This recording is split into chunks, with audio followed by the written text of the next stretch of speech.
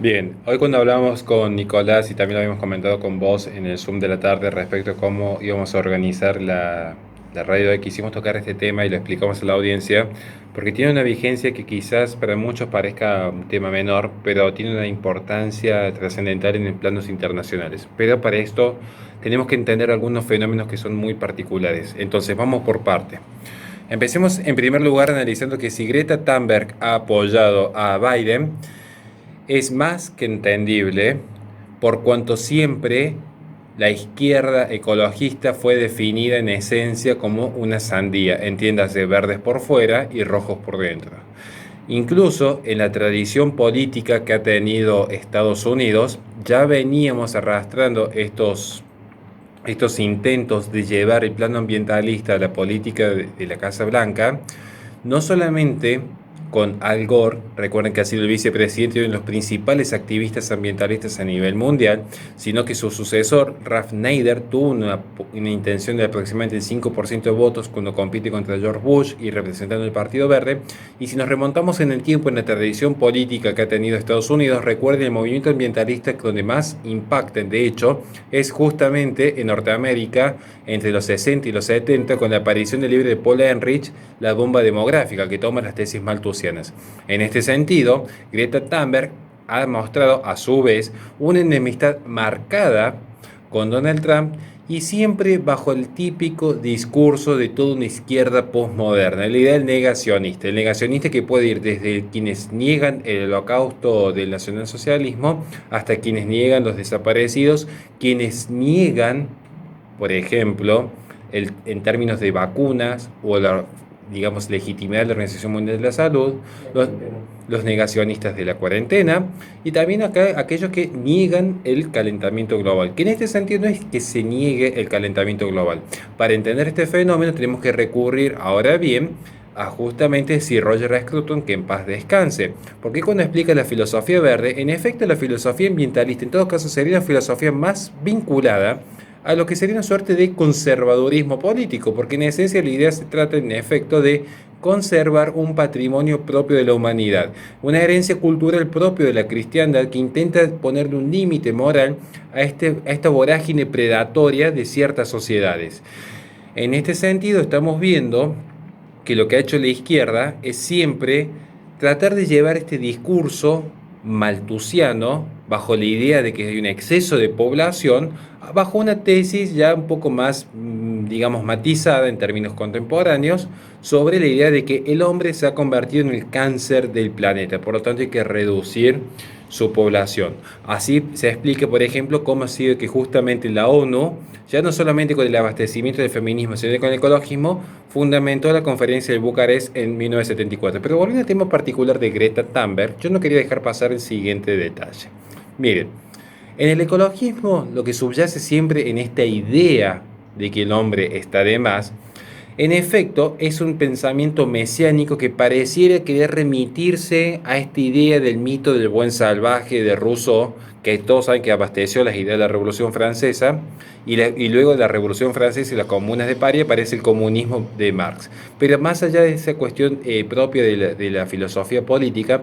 tomen en cuenta que en la filosofía de Greta Thunberg, en esta filosofía ambientalista, en esta filosofía propia de movimientos verdes,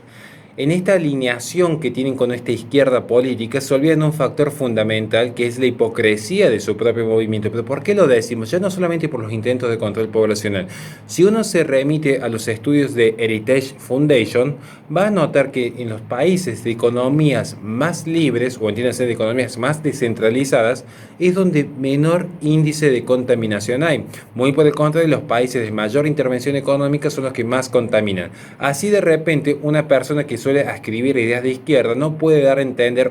en todo caso va a entender de una forma muy errónea, cuando intenta explicar cómo economías centralizadas, como puede ser la de la India, China, Cuba, Venezuela, que son los principales contaminantes del mundo, países contaminantes del mundo, son los que en efecto más han favorecido las ideas del progresismo, del comunismo, siendo dos cosas distintas. Yo entiendo que el progresismo y el comunismo son ideas distintas, pero estamos haciendo una generalización bastante errada en este sentido en la radio. Sobre este punto, entiéndase también que Greta tiene una guerra personal con Donald Trump justamente a partir de la salida del Tratado de París. Un Tratado de París que ponía a los países en dos grandes categorías. Los países de categoría uno de repente eran los países con energías más limpias, con energías renovables, porque tienen todo un incentivo de mercado para que justamente pudiesen tener formas alternativas de producir y de esta manera contaminar lo menos posible. Pero a su vez los países categoría 1 tenían que financiar a los países categoría 2. Pero los países categoría 2, como funciona toda lógica de economía básica, como tienen ya la subvención internacional cargada justamente sobre los productores privados de los países categoría 1, no tenían ningún estímulo para dejar de contaminar. Entonces podían seguir manteniendo un sistema energético arcaico y encima contar con el apoyo financiero internacional. Entonces, de repente Donald Trump, en un claro sentido proteccionista, del cual a mi humilde criterio me parece más que prudente lo que ha realizado, decide apartarse, como también está intentando apartarse, y de ahí vienen las amenazas de Donald Trump, a la Organización Mundial de la Salud, que lejos de estar preocupado en reconocer los errores que ha tenido en el manejo de la pandemia, la Organización Mundial de la Salud estaba obstinada a querer hacer de la agenda del aborto una cuestión transversal a a todas las agendas políticas. Entonces Donald Trump dice, o hacen su trabajo o le quitamos el apoyo financiero, porque de algún lugar reciben los fondos estos organismos supranacionales. De allí es que justamente cualquier agente progresista tenga una marcada enemistad con el primer mandatario de Estados Unidos. En ese punto yo quiero tocar, antes que se me olvide, perdón, pero yo quiero tocar un tema que me parece que no podemos dejar pasar en este punto, y como bien ha noticiado Nicolás, recordemos que muchas veces hablamos del bipartidismo en Estados Unidos, pero en realidad es una forma de entender la política. No es que existan solamente dos partidos en Estados Unidos. En este punto quizás, es como dijo Juan Pablo II, que hasta en el comunismo y semilla de verdad, quizás grandes espacios de la derecha tendrían que empezar a reconocer que aún una chica de 17 años puede tener un realismo político mucho más amplio que grandes intelectuales de la derecha nacional local nuestra. ¿Por qué digo esto? Porque Greta Thunberg, reconociendo que existe un partido verde en Estados Unidos, sabe que ante la coyuntura es Biden o Trump, y en todo caso tiene un armado político mucho más fácil con Biden a la cabeza que con Trump. Bien, pero detrás de esto no perdamos de vista que Ocasio-Cortez ha sido una de las principales activistas por la reducción poblacional, y lo ha dicho expresamente con estos términos, y esto lo podemos citar, quien quiera me escribe por privado, le paso los documentos, cuando habla del sistema de superpoblación y por qué era necesario favorecer las políticas antinatalistas para así evitar el exceso de contaminación que genera el género humano. Bien, y un segundo punto que quería acotar sobre el Partido Verde es, y casi como una anécdota para no citar siempre libros y libros y libros, cuando uno habla del totalitarismo de estos movimientos políticos, hay una película muy curiosa, muy graciosa, pero que en todo caso tiene un gran sentido de realismo, que es cuando Adolf Hitler vuelve a la vida, que se llama Ha vuelto, él menciona justamente que el único partido con el que se sentiría cómodo actualmente, salvo por la cuestión del desarme nuclear, es justamente el Partido Verde en Alemania. Y recuerden que de los partidos verdes es que surge esta idea del desarme que tanto le han intentado achacar, curiosamente, a Donald Trump, siendo que Donald Trump es de los pocos mandatarios que, además de justamente eliminar la polución a nivel internacional, a nivel nacional, pero que repercute en planos internacionales, ha sido también de los presidentes que menos conflictos bélicos ha tenido. De hecho, él no ha participado en ningún conflicto bélico, al menos no ha ingresado en una guerra, lo cual pone en vilo todo el discurso ecologista pacifista que van de la mano, y también pone en pie de la sociedad esta idea de que el ecologismo,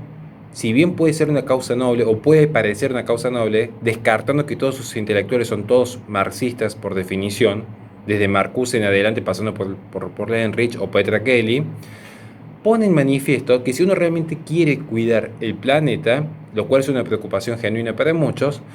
el camino no son las políticas socialistas, sino en todo caso unas economías de mercado responsable, en la cual, mediante un sistema claramente que tiene una cultura moral por detrás, se logre poner un freno al instinto predatorio, pero a su vez se permite la inversión en energías renovables, las cuales son por definición a partir de un mercado libre, porque ciertamente las economías centralizadas han hecho un desastre y me remito nuevamente a las estadísticas que aporta The Heritage Foundation. Sí,